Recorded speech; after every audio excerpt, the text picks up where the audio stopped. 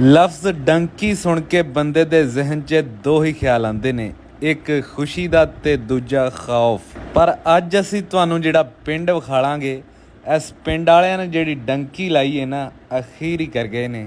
ਇਸ ਕੱਲੇ ਪਿੰਡ 'ਚੋਂ ਇੱਕ ਦਿਨ ਦੇ ਵਿੱਚ 2 ਬੱਸਾਂ ਭਰ ਕੇ ਮੁੰਡਿਆਂ ਦੀਆਂ ਡੰਕੀ ਲਾਉਣ ਵਾਸਤੇ ਗਈਆਂ ਤੇ ਸਾਰੇ ਦੇ ਸਾਰੇ ਕਾਮਯਾਬ ਡੰਕੀ ਲਾ ਕੇ ਯੂਰਪ ਪਹੁੰਚੇ ਤੇ ਮਿਸਾਲ ਕਾਇਮ ਕਰ ਦਿੱਤੀ। ਆਓ ਤੁਹਾਨੂੰ ਇਹ ਪਿੰਡ ਵਿਖਾਉਂਦੇ ਹਾਂ ਤੇ ਪਿੰਡ ਬਾਰੇ ਦੱਸਦੇ ਹਾਂ। ਇਹ ਹੈ ਲਹਿੰਦੇ ਪੰਜਾਬ ਦੇ ਜ਼ਿਲ੍ਹਾ ਟੋਬਾ ਟੇਕ ਸਿੰਘ ਦੀ ਤਹਿਸੀਲ ਗੋਜਰਾ ਦਾ ਪਿੰਡ 154 ਗਾਫਬੇ ਟੋਟੀਆਂ। ਇਹ ਪਿੰਡ ਸਾਂਦਲਬਾਰ ਦੀ ਆਬਾਦਕਾਰੀ 'ਚ ਆਬਾਦ ਹੋਇਆ ਸਿੱਖ ਸਰਦਾਰਾਂ ਨੇ ਆਬਾਦ ਕੀਤਾ ਸੀ। ਸਨ 1890 ਦੇ ਵਿੱਚ ਅੰਗਰੇਜ਼ ਸਰਕਾਰ ਨੇ ਜਦ ਬਾਹਰ ਆਬਾਦ ਕੀਤੀ ਤੇ ਚੜ੍ਹਦੇ ਪੰਜਾਬ ਦੇ ਜ਼ਿਲ੍ਹਾ ਅੰਮ੍ਰਿਤਸਰ ਦੀ ਤਹਿਸੀਲ ਤਰਨਤਾਰਨ ਦੇ ਸਿੱਖਾਂ ਨੂੰ ਲਹਿੰਦੇ ਪੰਜਾਬ ਦੇ ਜ਼ਿਲ੍ਹਾ ਟੋਬਾ ਟੇਕ ਸਿੰਘ ਦੀ ਤਹਿਸੀਲ ਗੋਜਰਾ ਦੇ ਇਸ ਪਿੰਡ ਦੇ ਵਿੱਚ ਰਕਬੇ ਅਲਾਟ ਕੀਤੇ। ਇੱਥੇ ਵਸਦਿਆਂ ਸਰਦਾਰਾਂ ਦਾ ਪਿੱਛੇ ਅੰਮ੍ਰਿਤਸਰ ਦੇ ਵਿੱਚ ਪਿੰਡ ਲਾਲਪੁਰ ਟੋਟੀਆਂ ਸੀ ਤੇ ਉਹਨਾਂ ਆਪਣੇ ਪਿਛਲੇ ਪਿੰਡ ਤੋਂ ਇਸ ਪਿੰਡ ਦਾ ਨਾਂ ਵੀ ਲਾਲਪੁਰ ਟੋਟੀਆਂ ਹੀ ਰੱਖ ਦਿੱਤਾ ਤੇ ਹਲੇ ਤਿੱਕਰ ਉਹੀ ਨਾਂ ਚੱਲਦਾ ਆ ਰਿਹਾ ਹੈ। ਇਸ ਪਿੰਡ ਨੂੰ ਡਾਇਮੰਡ ਆਫ ਟੋਟੀਆਂ ਵੀ ਆਖਿਆ ਜਾਂਦਾ ਹੈ। ਟੋਟੀਆਂ ਪਿੰਡ ਦਾ ਕੁੱਲ ਰਕਬਾ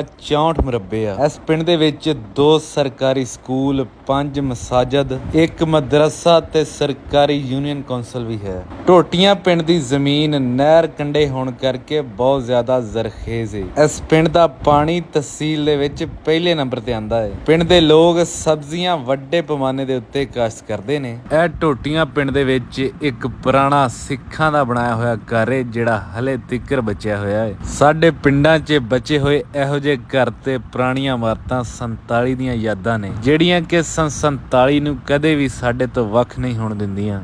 ਪਿੰਡ ਦੇ ਬਾਜ਼ਾਰਾਂ ਦੀ ਕਟਾਈ ਤੁਸੀਂ ਵੇਖ ਰਹੇ ਹੋਵੋਗੇ, ਇਹ ਉਹੀ ਕਟਾਈ ਹੈ ਜਿਹੜੀ ਅੰਗਰੇਜ਼ ਆਪਣੇ ਹੱਥੀਂ ਕਰਕੇ ਗਏ ਸੀ, ਜਿਹੜੀ ਕਿ ਬਹੁਤ ਵਧੀਆ ਕਟਾਈ ਮੰਨੀ ਜਾਂਦੀ ਹੈ। ਟੋਟੀਆਂ ਪਿੰਡ ਦੀ ਡੰਕੀ ਤੇ ਮਸ਼ਹੂਰ ਹੋਈ ਹੈ, ਪਰ ਉਹ ਕਿਤੇ ਭਲੇ ਸਮੇਂ ਦੀਆਂ ਗੱਲਾਂ ਨੇ, ਹੁਣ ਉਹ ਦੌਰ ਨਹੀਂ ਰਿਹਾ। ਇਹ ਨਹੀਂ ਕਿ ਟੋਟੀਆਂ ਵਾਲਿਆਂ ਸਾਰਿਆਂ ਡੰਕੀ ਤੇ ਹੀ ਜ਼ੋਰ ਦਿੱਤਾ ਹੋਇਆ ਹੈ। ਇੱਥੇ ਦੇ ਬਹੁਤ ਸਾਰੇ ਲੋਕ ਪੜ੍ਹੇ ਲਿਖੇ ਨੇ, ਸਰਕਾਰੀ ਮੁਲਾਜ਼ਮਤਾਂ ਦੇ ਉੱਤੇ ਵੱਡੇ ਵੱਡੇ ਅਹੁਦਿਆਂ ਤੇ ਭਰਤੀ ਨੇ, ਬਹੁਤ ਤਗੜੇ ਬਿਜ਼ਨਸਮੈਨ ਇਸ ਪਿੰਡ 'ਚ ਹੋਏ ਨੇ ਤੇ ਪੰਜਾਬ ਦੀ ਮਾਂ ਖੇਡ ਕਬੱਡੀ ਦਾ ਮਾਇਆ ਨਾਜ਼ ਖਿਡਾਰੀ, ਉਸਤਾਦਾਂ ਦਾ ਉਸਤਾਦ ਅਰਸ਼ਾਦ ਰਫਸ਼ਾਦਾ ਰੈਂਚ, ਉਸ ਦਾ ਪਿੰਡ ਵੀ ਇਹੀ ਆ। ਜਿਵੇਂ ਕਿ ਮੈਂ ਪਹਿਲੇ ਦੱਸਿਆ ਕਿ ਪਿੰਡ ਦੇ ਲੋਕ ਪੜ੍ਹੇ ਲਿਖੇ ਨੇ, 10 ਤੋਂ 12 ਇਸ ਪਿੰਡ ਦੇ ਡਾਕਟਰ ਨੇ।